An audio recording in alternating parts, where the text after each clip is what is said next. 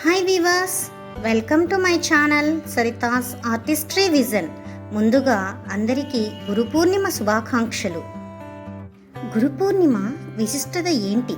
మత్స్యకన్నకి జన్మించిన వ్యాసుడు ఆది గురువు ఎలా అయ్యాడు? ఆషాఢ శుద్ధ పూర్ణిమనే గురు పూర్ణిమ లేదా వ్యాస పూర్ణిమ అంటారు.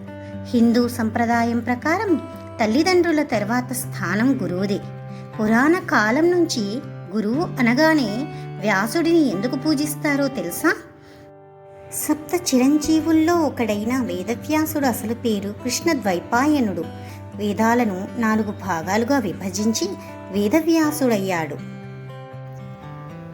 వేదాలతో పాటు మహాభారతం, భాగవతం, అష్టాదశ పురాణాలు రచించాడు వ్యాసుడు. వ్యాసుడు ఆయన అందించిన ఆధ్యాత్మిక వారసత్వం కారణంగానే వ్యాసుడిని ఆది గురువుగా కొలుస్తారు. వ్యాసుడి పుట్టినరోజైన ఆషాఢ పౌర్ణమిని గురు పౌర్ణమిగా, వ్యాస పౌర్ణమిగా జరుపుకుంటూ తమ గురువులను పూజించి వారి ఆశీస్సులు తీసుకుంటారు.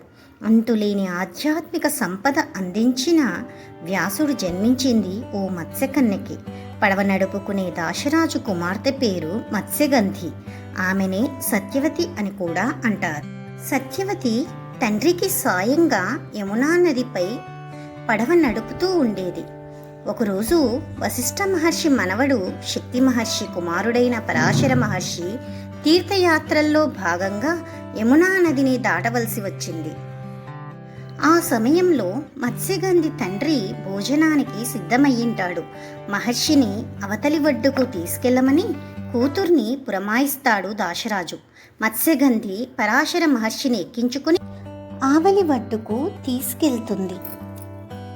ఆ సమయంలో మత్స్యగంధిని చూసి పరాశర మహర్షి మనసు చెలిస్తుంది. మనసులో కోరికను ఆమెకు చెప్పాడు. ఆ రకంగా వీరిద్దరికి జన్మించిన పుత్రుడే వ్యాసుడు.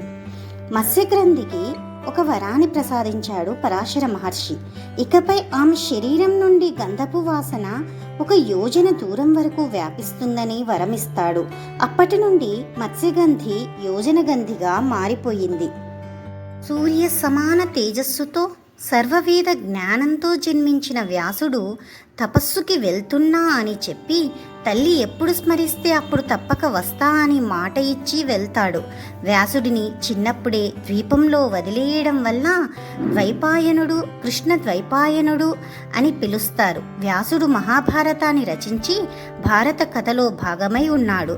కర్తవ్య నిర్వహణ మాత్రమే చేస్తూ మిగిలిన వారికి కర్తవ్య బోధ చేస్తూ తిరిగి తన దారిన తాను వెళ్ళిపోతాడు.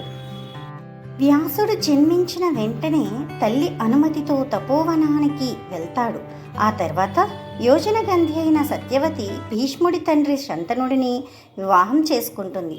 సత్యవతి తండ్రి దాశరాజు షరతు ప్రకారం భీష్ముడు బ్రహ్మచర్య వ్రతం అవలంబిస్తానని ప్రతిజ్ఞ చేస్తాడు. శంతనుని మరణం తర్వాత వారి కుమారులైన చిత్రాంగదుడు, విచిత్ర వీరుడు అకాల మరణం చెందుతారు. ఇక భరత వంశాన్ని నిలిపేందుకు సత్యవతి తన పుత్రుడైన వ్యాసుడిని స్మరిస్తుంది. వ్యాసుడి ద్వారా అంబికకు ధృతరాష్ట్రుడు, అంబాలికకు పాండురాజు, దాశీకి విదురుడిని ప్రసాదించి తిరిగి తపోవనానికి వెళ్తాడు. ఆ తర్వాత కూడా భారతంలో ప్రతి మలుపులోనూ వ్యాసుడు ఉంటాడు. మహాభారతం, భాగవతంతో పాటు అష్టాదశ పురాణాలు సైతం వ్యాసుడు అందించారు. వేదాలను 4 భాగాలుగా చేశాడు కాబట్టి వేదవ్యాసుడని పేరు వచ్చింది.